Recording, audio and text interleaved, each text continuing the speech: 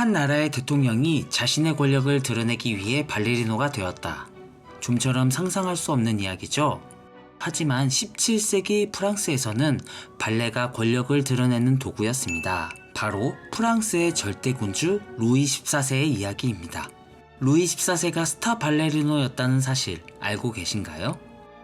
믿기 어렵지만 사실입니다. 당시만 해도 발레는 무대에서 공연되는 예술이 아니라 귀족들이 직접 추며 즐기는 여운거리의 성격이 더 강했습니다.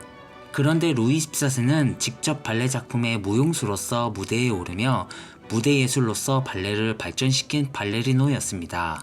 그럼 지금부터 발레 광 루이 14세가 발레계에 써내려간 굵직한 역사들을 이야기해 보겠습니다. 먼저 첫 번째, 루이 14세는 발레의 왕의 권력과 위엄을 드러내는 정치적 수단으로 사용했습니다.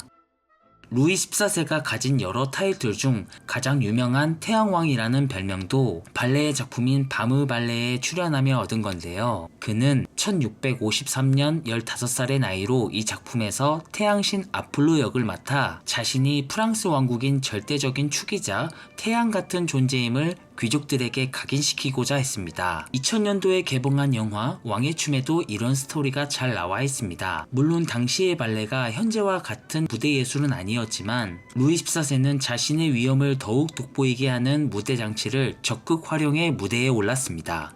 루이 14세 시대의 귀족들의 춤 실력에 따라 권력을 결정되기도 하고 왕과 함께 무대에 오르는 것이 높은 지위를 상징하기도 할 정도로 무용이 매우 중요했습니다. Dans son sillage, partout le suivent. La grâce et la victoire. Par Dieu, mais c'est toute la jeune fronde qu'il fait danser. Tous les ennemis d'hier, un fils par famille ralliée. L'idée est fort belle. 루이 14세와 비슷하게 조선시대의 효명세자도 예술적 능력이 뛰어난 인물이었는데요. 그 역시 세도 정치를 억제하고 왕실의 위엄을 세우기 위해 궁중무용인 정제무 창작에 힘쓰기도 했습니다.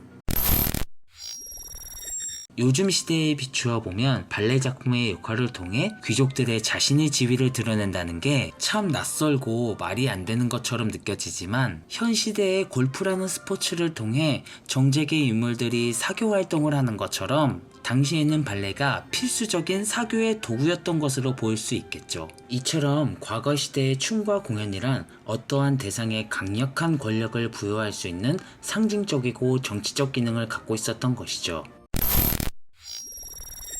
두 번째, 루이 14세는 발레의 기틀을 다져 하나의 예술 장르로 발전하는 데에 기여했습니다. 발레의 용어가 모두 프랑스어로 되어 있다는 거 알고 계신가요? 발레가 처음 시작된 곳은 이탈리아지만 루이 14세 시대의 프랑스에서 발레 학교가 처음 만들어지며 예술로서 기반을 닦아냈기 때문입니다.